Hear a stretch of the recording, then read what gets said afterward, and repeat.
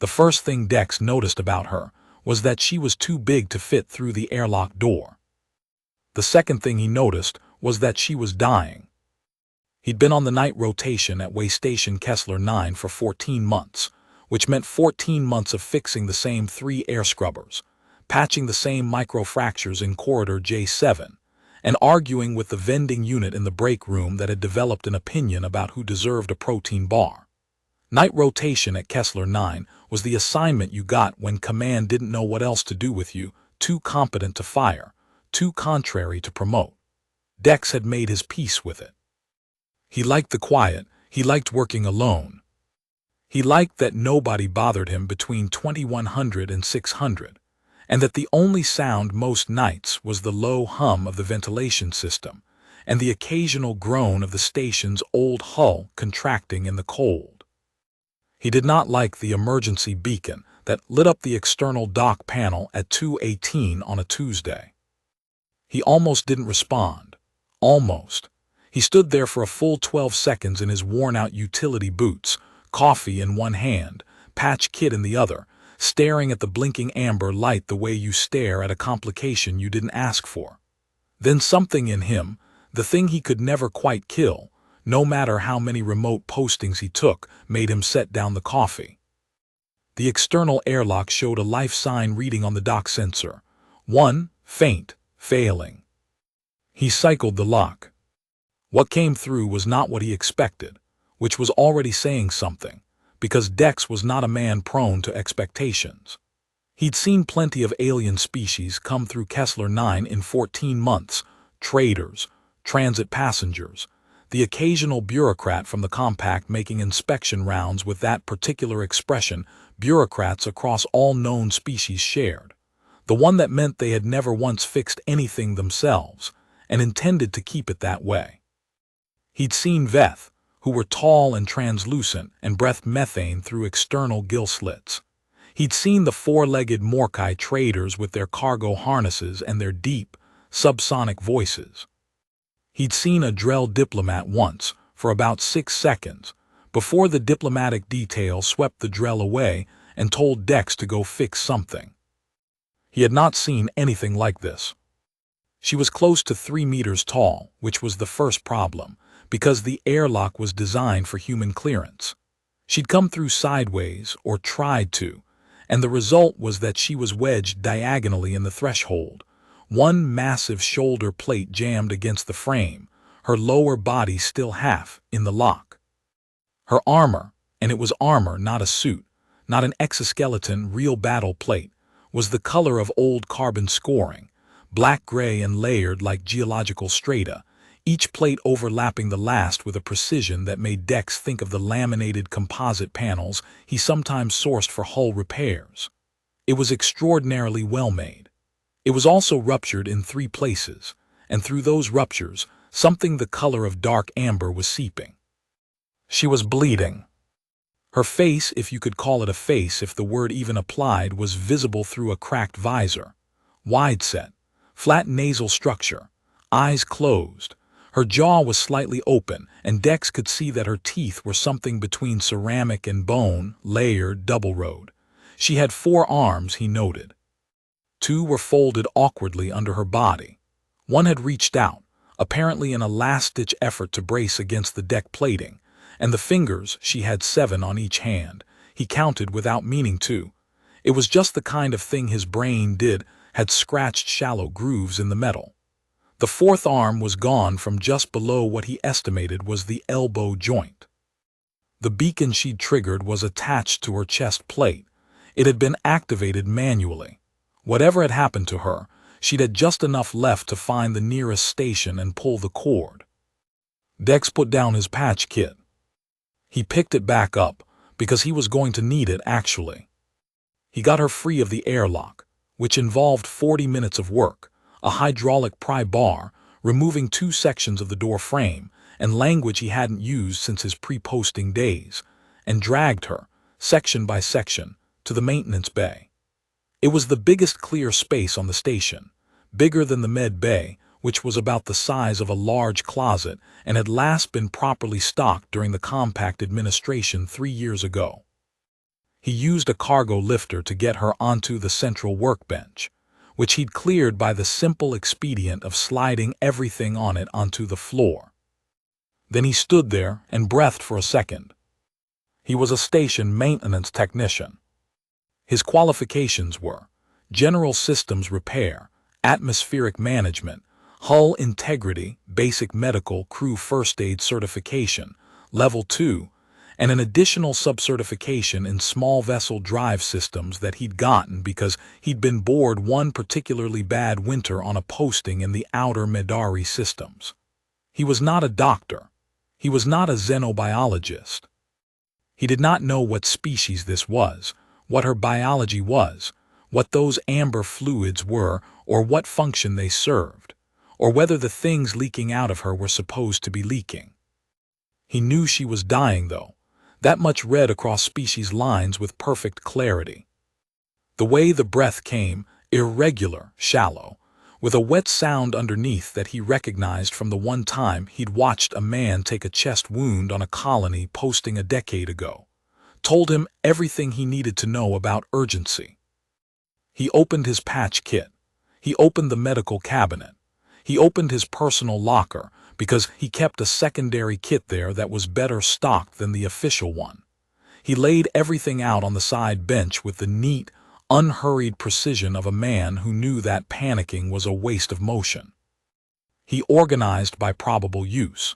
Irrigation first, then sealing material, then bonding agents, then everything else in descending order of likelihood. When you weren't sure what you'd need, you prepared for the most probable in sequence and hoped your sequence held. It usually did. The thing about emergency work, ship emergencies, biological emergencies, the kind that showed up at 2:18 without an appointment, was that they were all the same at the level of principle. Something had failed. Something was losing function. The goal was to slow the loss until the system could either repair itself or get to something better equipped to help. He was, he thought, very good at buying time. Then he started. The armor was the first problem. Getting it off, or enough of it off to work, required understanding how it fastened, which required looking at it closely, which required getting over the faint, irrational discomfort of touching something that belonged to something enormous that might wake up and be unhappy about it. He got over it. The fastening system turned out to be a combination of magnetic seals and mechanical locks, and once he found the logic of it, it wasn't that different from the kind of tool-locked panel housings he dealt with every week. He got the chest section open in 11 minutes. He'd expected it to take longer. The interior was damaged.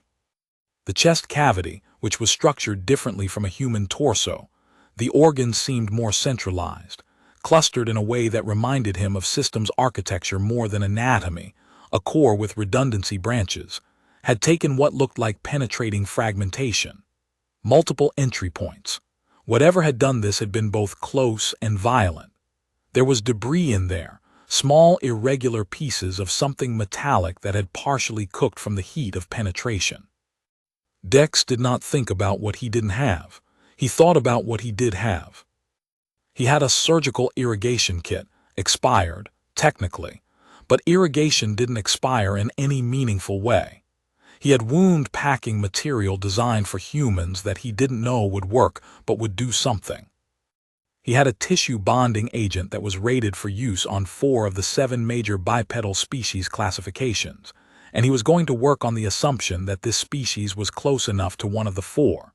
He had the field trauma manual on his wrist tab, which he pulled up and began cross-referencing not for specific instructions. There was nothing on this species, but for general principles. Principles were more durable than instructions. Stop the bleeding. Protect the wound from contamination. Maintain circulation. Give the body what it needs to do its own work. He irrigated the first wound site with careful, deliberate strokes, watching the fluid carry particulate debris out of the cavity.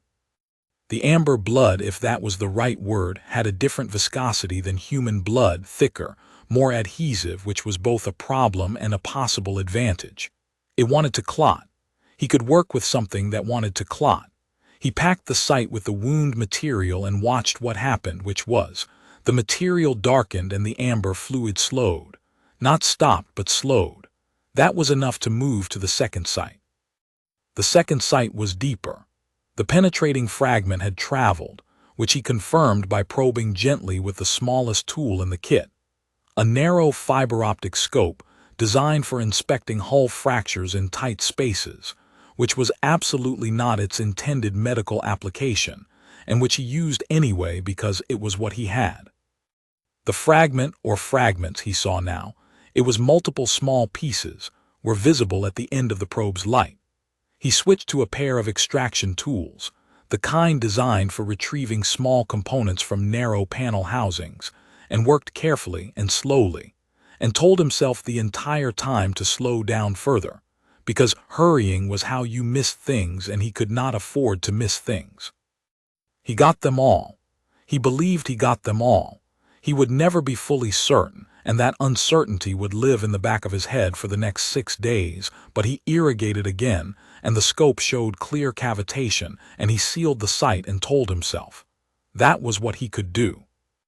The third site was the most external but the most actively bleeding, which was a combination he found less frightening than the deep ones, surface work he understood, and he packed and sealed it with something approaching confidence by this point, 2 hours into the work, his hands steady in the way hands got when the initial spike of adrenaline had metabolized into focus. He worked for 2 hours and 40 minutes in total, by the end of which his back ached from bending over the table, and his hands were covered in amber fluid that he was trying not to think about in terms of what it was. He stepped back and looked at what he'd done. It wasn't surgery.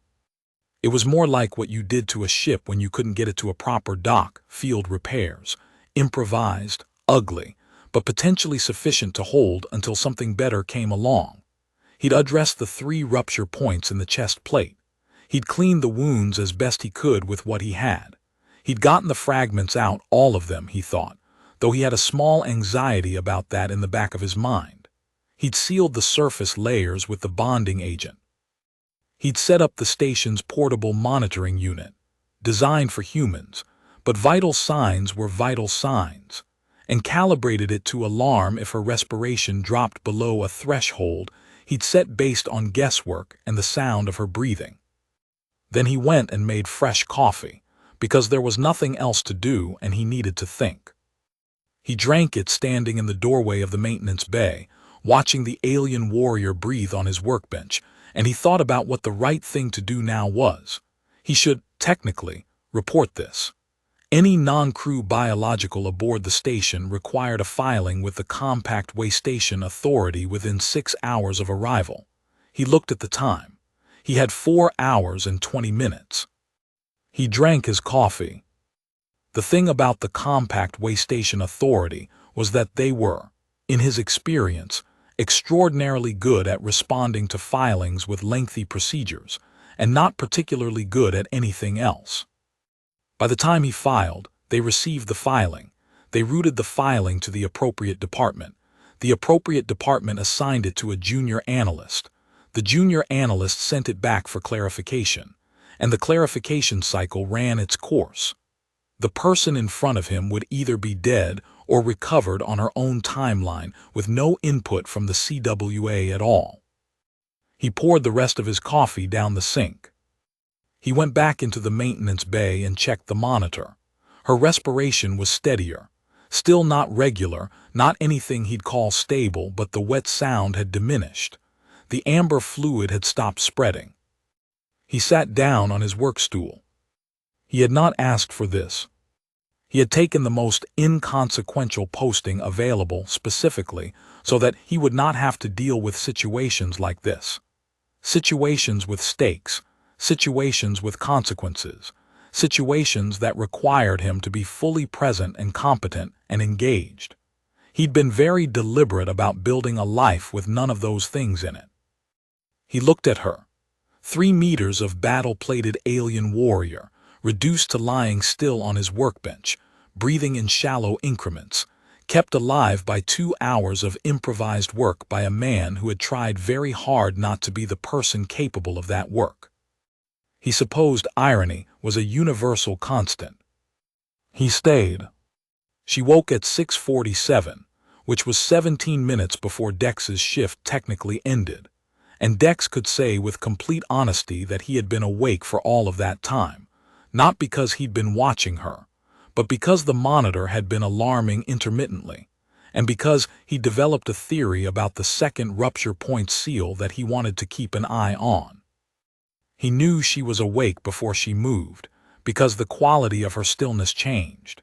It went from the dense, unconscious stillness of a body at minimal function to the coiled, deliberate stillness of something that was awake and orienting. He put down the panel section he'd been rewiring. He always needed something to do with his hands, and said, carefully, "You're on Kessler 9-way station. You came through the external dock about 5 hours ago. You were injured. I did some field repairs. You're stable." He paused. "I'm going to keep my hands visible," he added, because it seemed like the kind of thing that was worth saying. The four-armed alien warrior, three-armed now, he reminded himself, opened her eyes. They were extraordinary eyes. He had a fraction of a second to register this before his brain caught up to the practical reality that he was in a small room with someone roughly 3 times his mass, who had been a being of absolute lethal competence before someone had shot her, and who might not immediately distinguish between threats and non-threats upon waking in an unfamiliar environment. She sat up in one motion.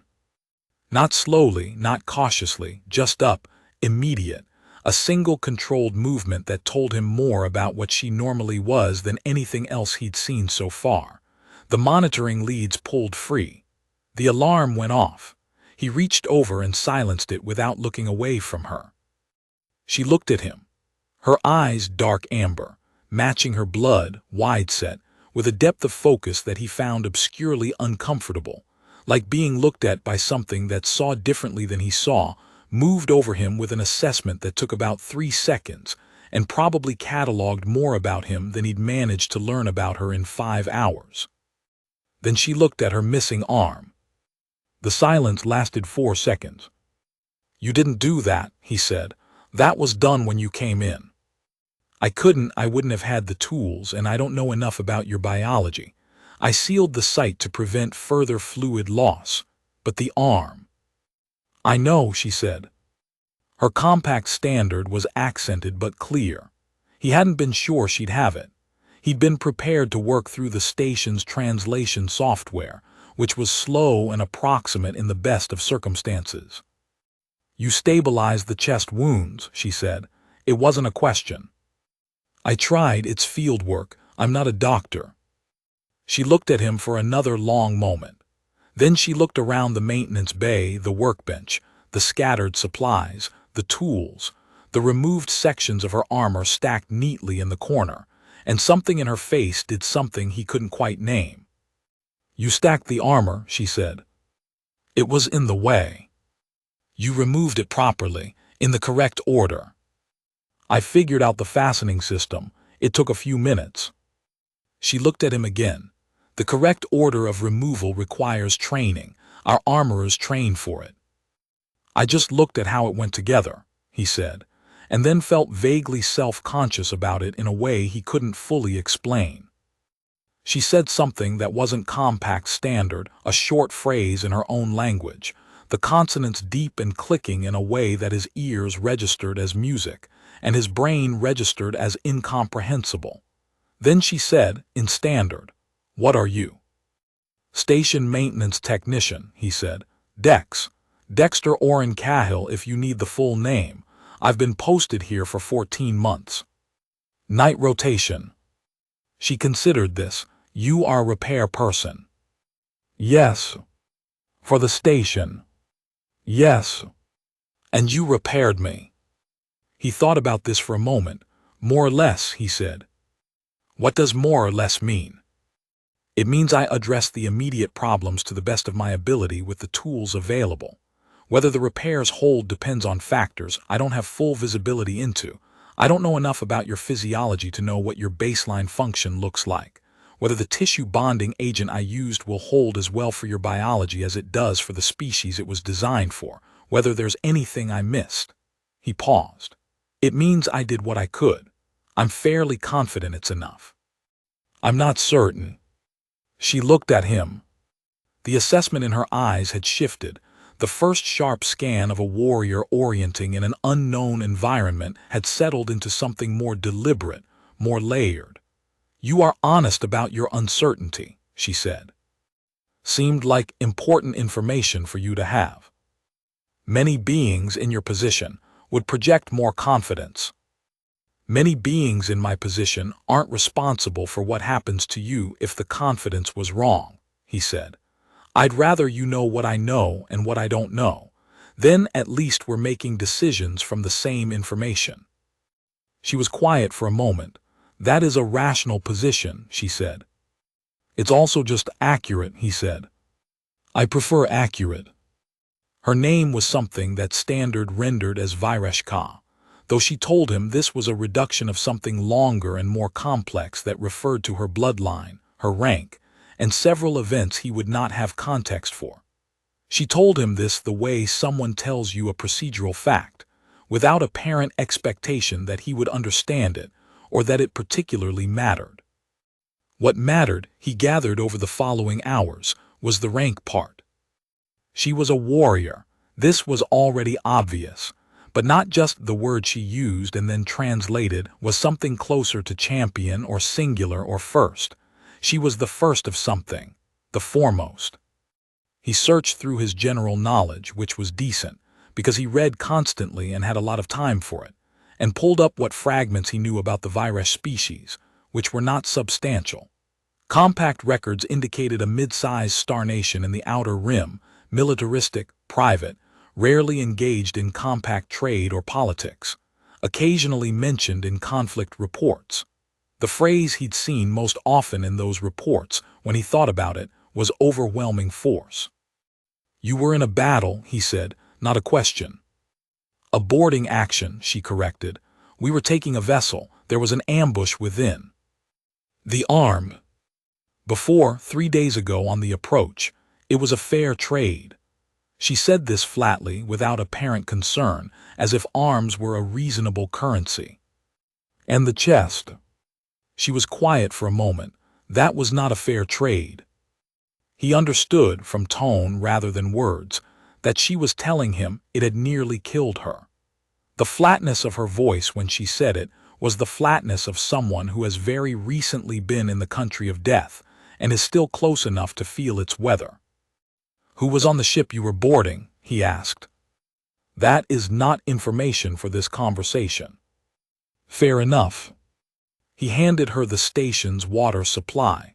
He'd put it in a containment tank that was large enough for her to drink from, which had required some improvisation.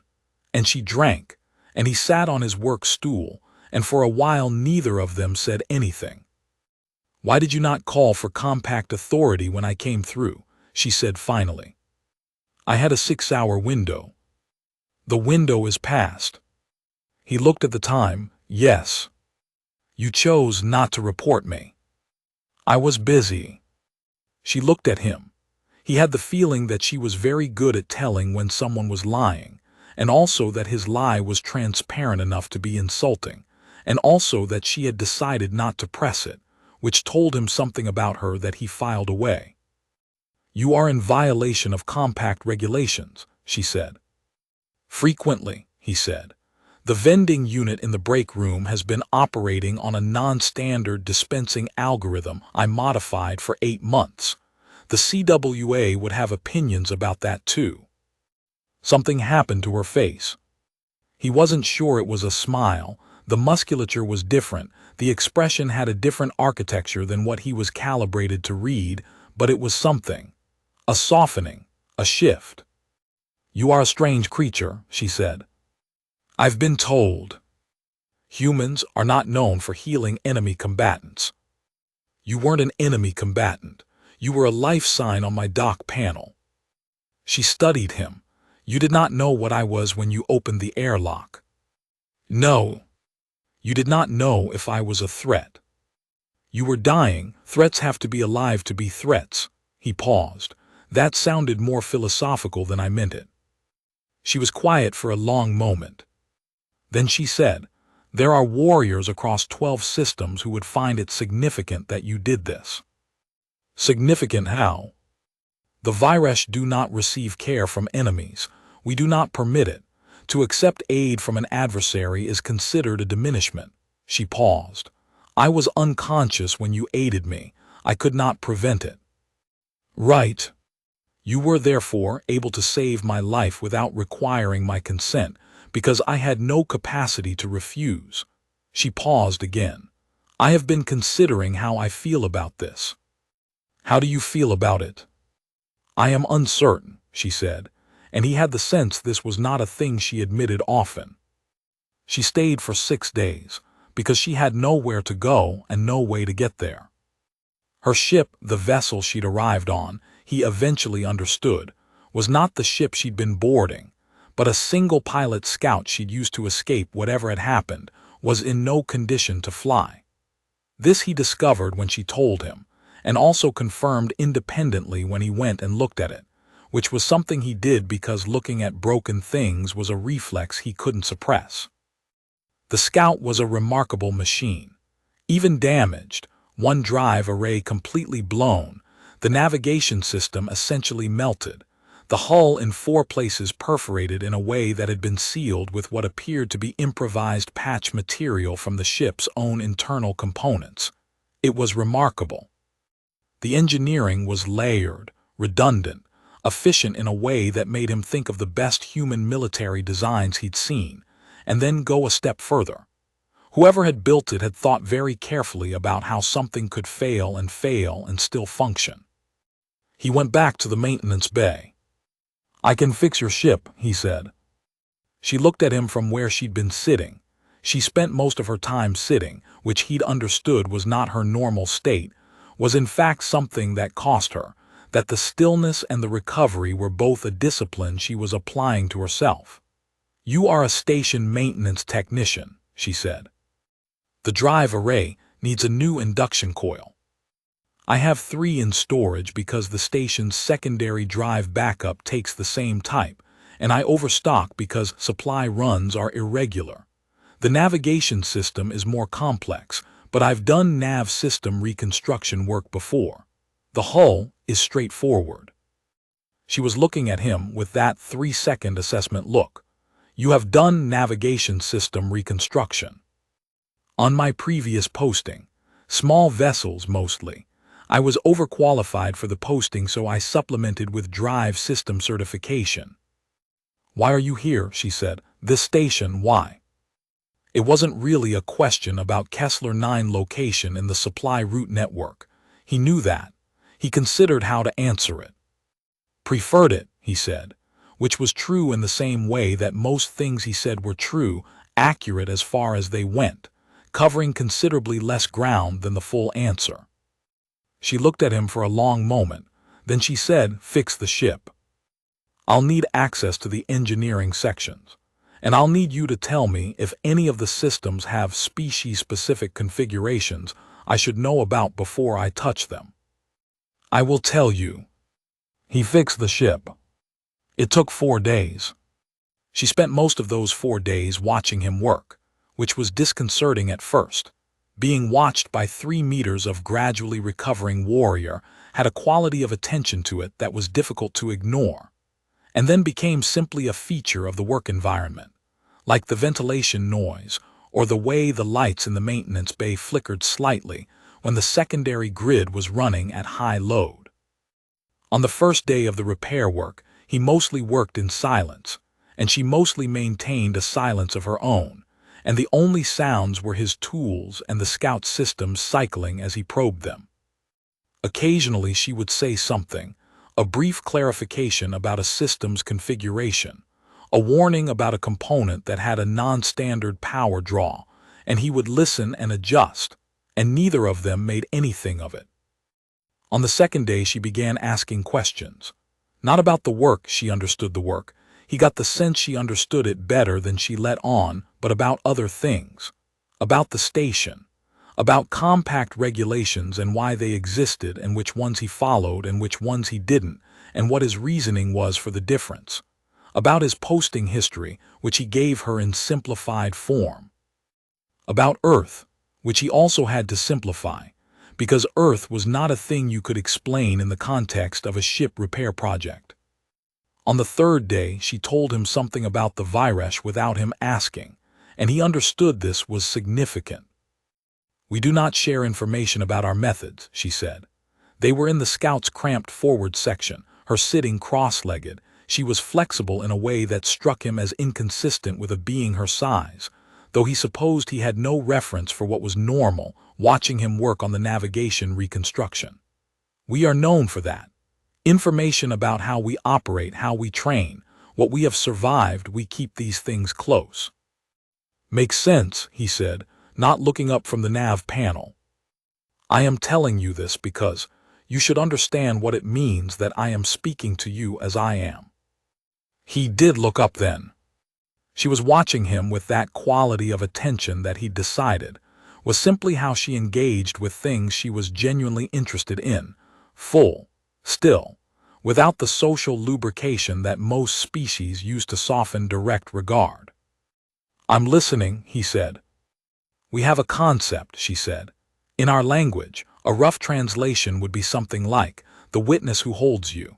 It refers to a being who has seen you at your most reduced, most vulnerable, most stripped of function and did not use that seeing against you, did not diminish you with it, did not use what they saw as a weapon or a tool." She paused. "We have a framework for how to relate to such a being. It is unlike how we relate to others. And I'm one of those.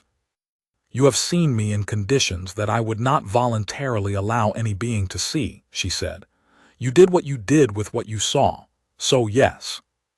He was quiet for a moment, turning this over. "In human culture," he said, "there's something similar. The idea that vulnerability witnessed with care creates a kind of bond. We don't have a single word for it. We have a lot of words for a lot of aspects of it. Most of our literature is about some version of it. Your species produces a great deal of literature about vulnerability," she said. It was an observation, not a critique. "We think about it a lot," he said. "Humans are physically not particularly impressive as species go. We learned early that the only way we were going to survive was if we cared about each other's survival. We're wired for it. The literature is processing, I think, trying to understand why we're built this way." She was quiet for a moment. Then, "That is not how the virus would describe the same characteristic." "What would you call it?" "Strength through attachment," she said. "We have observed it in human forces, in historical conflict records. Humans fight harder when defending others than when defending themselves. This is documented." A pause. "We found it tactically peculiar initially. Then we found it tactically alarming." He laughed, a short, involuntary sound. "That's very virus. You know very little about the virus." "I know what's in the compact records." "The compact records," she said, with a flatness that was its own editorial comment, "describe perhaps 11% of what is true." "Then I know 11% of the virus," he said, "which is more than I knew 6 days ago." He asked her questions too. He tried to be careful about it. She had clear zones where she didn't go, and he wasn't going to push, but she answered more than he expected. About the virus. About what it meant to be what she was. About the battle in pieces. About the boarding action. About the ambush. On the 4th day, she said something that made him put down his tools. "I have been looking at your station records," she said. She said it simply, without preface, the way she delivered most things she decided to say. He was quiet for a moment. "The station keeps records. Service logs, repair histories, component requisitions. I had access to the station terminal during the night." She looked at him. "You have repaired every system on this station at least twice. Several of them you have rebuilt from component level using parts you ordered individually and fabricated partially yourself. The atmospheric management system in Wing C is running on a configuration that does not exist in any compact standard manual. The standard configuration had a resonance problem with the old hull section, he said. I redesigned the intake manifold. You redesigned an atmospheric management intake manifold, she said. It was not quite a question. It was taking me 3 days a month to address the same fault. Redesigning it took 4 days once. The math favored the redesign. She looked at him steadily. The station's official classification is Category 3 Maintenance Facility. A Category 3 is staffed by a technician with basic systems certification and a quarterly supply delivery. That's right. Your qualifications, she said, are not consistent with Category 3. My qualifications are what I submitted. Your qualifications as submitted are a reduction, she said, a significant one. Whoever processed your transfer application did not examine your prior record closely enough to notice. She paused. I noticed. He picked up his tool. He set it down again.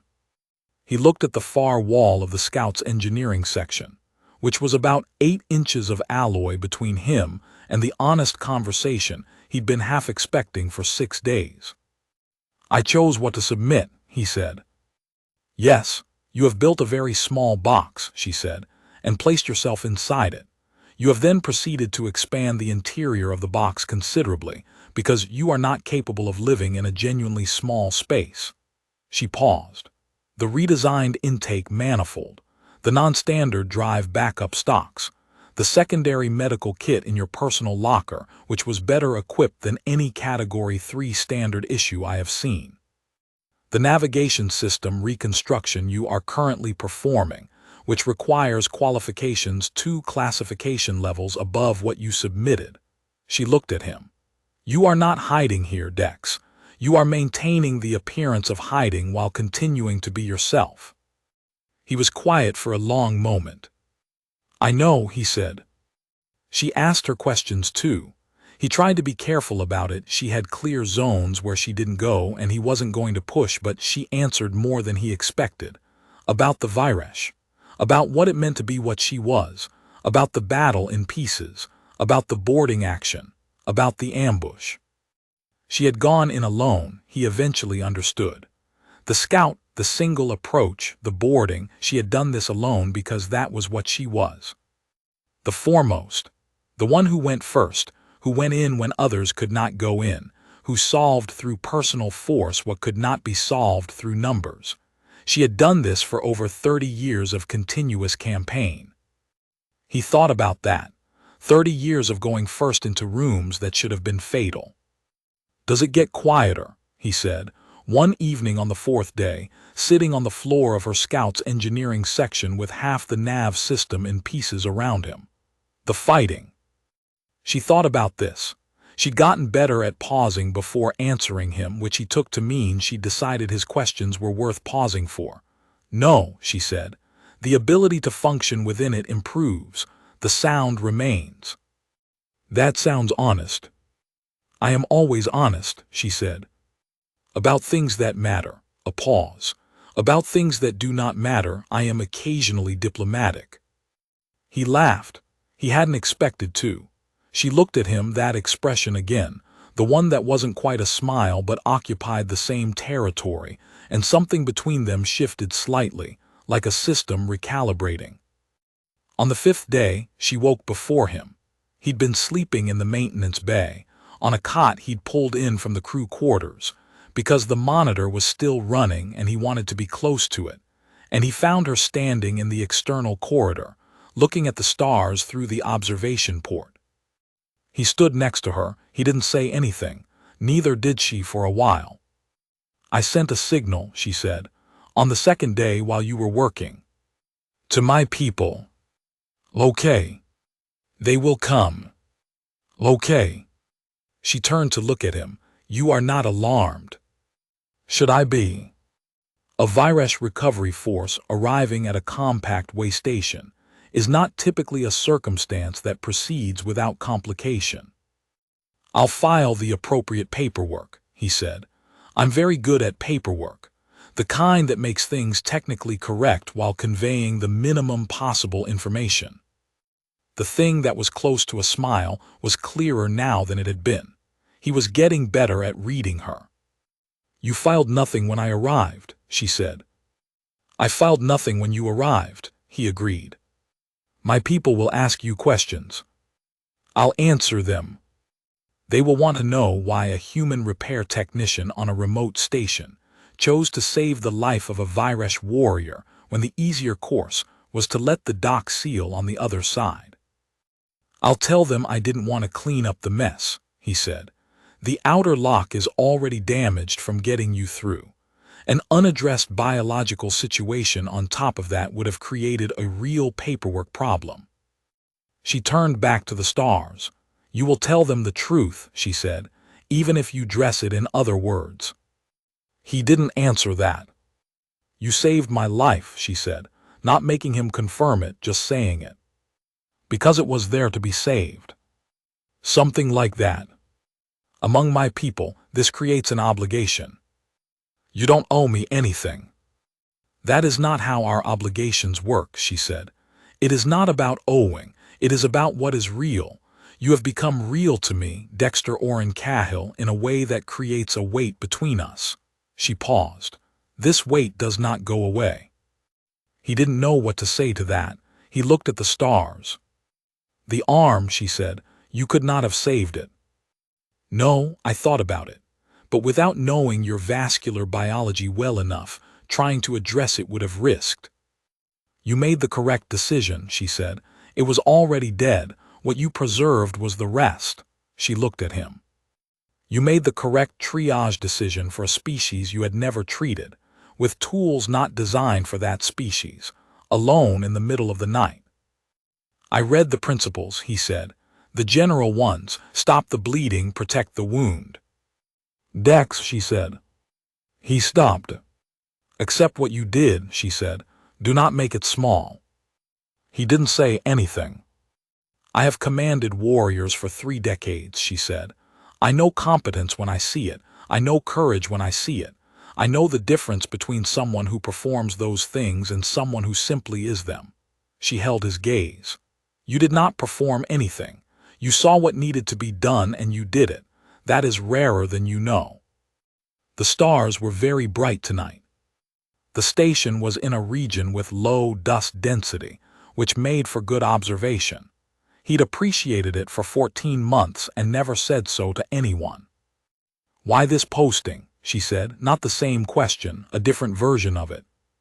He thought about giving her the same answer he'd given before. Then he thought about what she just said about the truth dressed in other words. "There was something before this," he said. "A posting, a situation. People got hurt because of decisions I was involved in. Not because of malice, because of the kind of thing that happens when you're very good at something and someone gives you authority and you do the work and the work turns out to have consequences you didn't see." He stopped. "I came here because I wanted a place where the consequences were small. Scrubbers and hull patches. Things that broke and got fixed and stayed fixed." She was quiet. "It didn't work," he said. "The small consequences thing. I keep running into situations that require," he gestured vaguely, "this." "There is a reason for that," she said. "What reason?"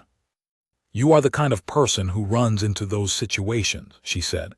"Not because situations seek you out, because you cannot see a failing system and leave it failing. It is not in your nature." She looked back at the stars. "You cannot be small, Dex.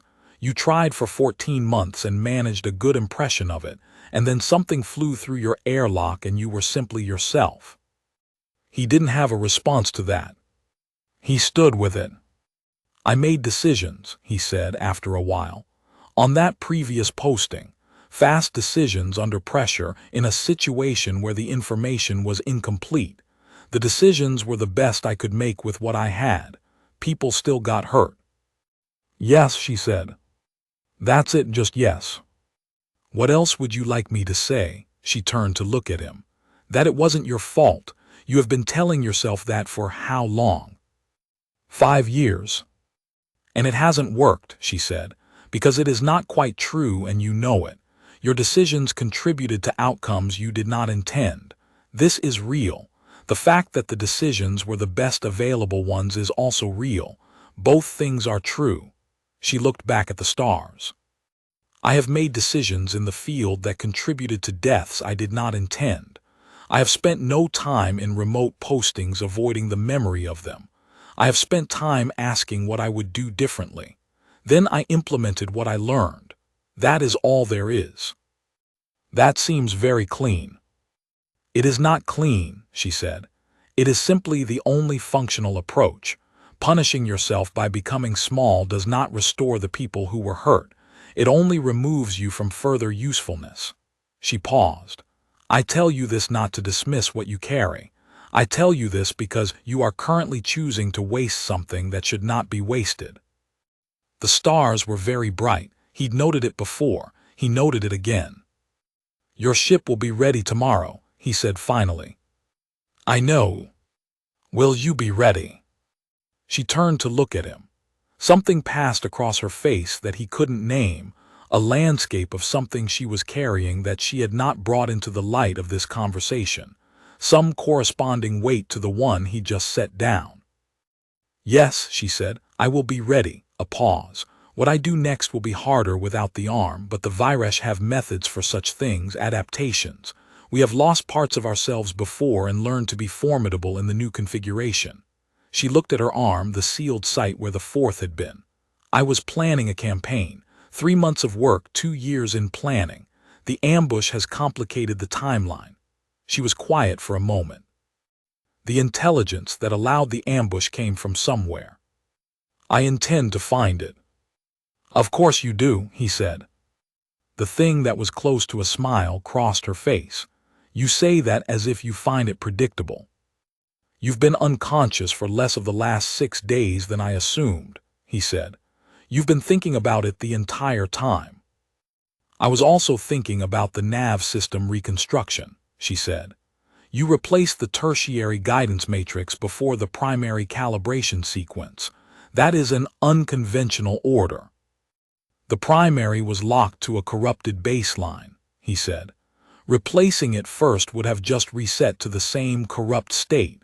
I needed the tertiary working, so I had a reference to recalibrate against. She was quiet for a moment. That is correct, she said. And not the obvious solution. It was the only one that worked. That, she said, is the sentence you have said most often in the last 6 days, in one form or another. It was the only thing available. It was what I had. It was what worked. You do not seek credit for the ingenuity of your solutions. The solutions aren't impressive if they worked, he said. If they didn't work, the ingenuity would be irrelevant. She made the clicking sound in her own language, not a word, he'd learned, but a sound of particular appreciation, a verbal gesture with no standard equivalent. She'd made it twice before. He was beginning to look forward to it without meaning to. The Viresh recovery vessel arrived in the early morning of the 6th day, and it was large. Not the largest thing Dex had ever seen in space. He'd had postings near military lanes, and he'd seen compact carrier groups on transit, but large enough that the station's proximity sensors triggered an alert that he had to manually dismiss 3 times before it believed him that yes, he was aware there was a large vessel docking. And no, it was not an emergency. He'd known it was coming. She'd told him on the evening of the 5th day what to expect.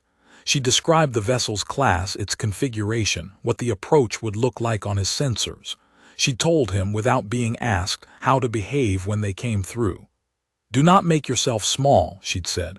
Do not be apologetic. Do not explain unless asked directly. You are on your own station, in your own territory, and you have done nothing that requires justification. She'd paused. Stand the way you stand when you are working, like you belong exactly where you are because you do. He'd thought about telling her that he didn't exactly practice that kind of presence. Then he'd thought about the last 6 days and decided that maybe he'd been doing a reasonable impression of it without noticing. 12 Viresh came through the main dock. They were not as large as Viresh Ka. He'd already looked this up, understanding that she was exceptional even for her species, but they were large enough. They wore battle plate. They moved with the compressed, economic motion of professionals who were very good at their profession and not trying to demonstrate it. The click and whisper of their armor on the station's deck plating made a sound like careful machinery, precise, intentional, nothing wasted. He stood near the workbench. He had made coffee more out of habit than calculation, though he'd also put the maintenance bay in the best order he could manage, which was something that might have been calculation. He stood straight. He did not put his hands in his pockets. The one at the front stopped when it saw him. Dex met its eyes, wide-set amber, the same as Viresh Ka's, and did not look away. The exchange that followed was in Viresh, and Dex caught none of the words, but he watched the shapes of the conversation. Viresh Ka speaking steadily, not urgently, not pleading, reporting, he thought, the way someone reports facts that they have no need to defend. The leader, he decided this was the leader, based on the way the other 11 arranged themselves marginally behind it, listening with the particular stillness of someone who was taking everything in and sorting it with great precision. The leader's eyes moving to Dex at intervals, staying on him for a beat, moving back. He waited. He was good at waiting. 14 months had made him excellent at it. Viresh Ka spoke to the front one for a long time. The leader looked at Dex several times during this. The expression was not readable to him, but then again, he'd had 6 days to learn to read Viresh Ka and had only partially succeeded. He wasn't going to crack this one in a look. When she was done, the leader said something short. Then all 12 of them put their right hands, the upper right, out of 4, flat against their chest plates for a moment, and then lowered them. The leader did not look away from Dex while doing it. Holding eye contact through a formal gesture had, Dex thought, a specific significance. He filed it. He looked at Viresh Ka. A formal acknowledgement, she said, of debt from my house to you. I told you you don't. Dex. He stopped. Accept what you did, she said again, quietly, the same 3 words. He inclined his head toward the leader. It seemed like the appropriate reciprocation. The leader's expression shifted, not much, but it was there. Something in the set of the jaw, something behind the eyes. Recognition, maybe. Or something the Viresh had for recognition that lived in the same neighborhood. The recovery team began moving her equipment, her scout, her armor, the armor she'd asked him to help refasten that morning, the 2 of them working together on the straps and seals, her explaining the correct order and him following it, and the strange intimacy of that, the trust embedded in it. A 3-meter armored warrior letting a small human put her armor back together piece by piece. He'd noted the correct order carefully. He thought he could do it again without instruction. She stood at the dock when it was time.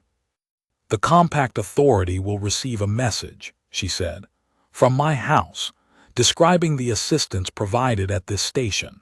The message will be of sufficient weight that the irregularities in your filing will not be pursued. I appreciate that. There will also be a supply delivery, medical stores appropriate for your actual inventory gaps. She paused. I noticed what you were missing when you worked. You were unconscious. For the first 2 hours, she said, then less so. He stared at her. You were conscious when I was. You were not hurting me, she said. You were helping me, I understood this. I stayed still because movement would have complicated the work. That would have been useful information at the time. You were doing well without it. He didn't know whether to be irritated or to laugh. He settled for the ambiguous space between them. You could have said something. I was, she said with perfect Viresh gravity, being diplomatic. There it was, the expression, full now, clear, he could read it. You are going to be all right, he said, not a question. Yes, she said, it wasn't bravado. It was the same flat accuracy she applied to everything.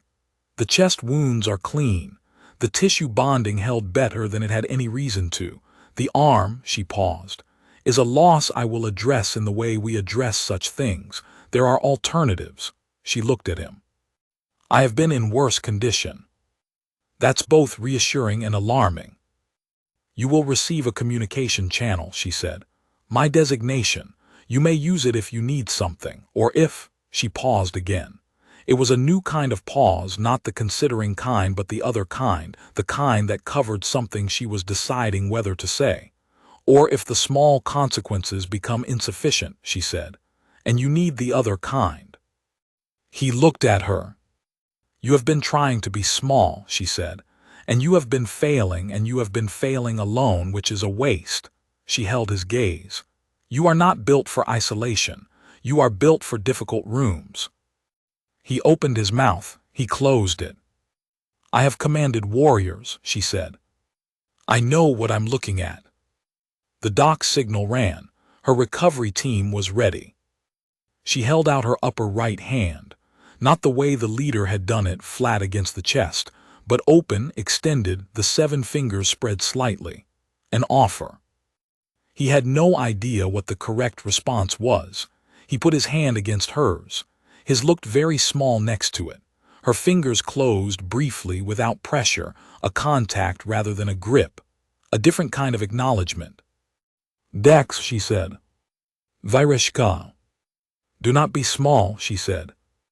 She turned and went through the dock, and the large vessel pulled away from Kessler 9 with a deep vibration that he felt through the deck plating, through his boots, up through his bones. The supply delivery arrived 4 days later, via compact freight. 14 crates. The manifest had been filed correctly and completely, which was unusual for compact freight in the outer supply lanes. Dex had been receiving improperly manifested deliveries for 14 months and had developed a system for cataloging the discrepancies. There were no discrepancies here. Whoever had filed this manifest had known exactly what they were doing and had done it exactly. Inside were medical stores, better than anything Kessler 9 had seen in years, stocked for species variants in a way that suggested whoever had prepared the list had a detailed and specific understanding of what field medicine on a remote station actually required. Multi-species tissue bonding agents, 3 types.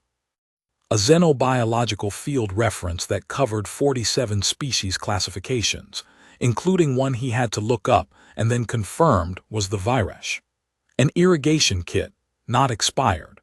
A portable diagnostic unit with a calibration range that went well beyond the human spec unit he'd been using.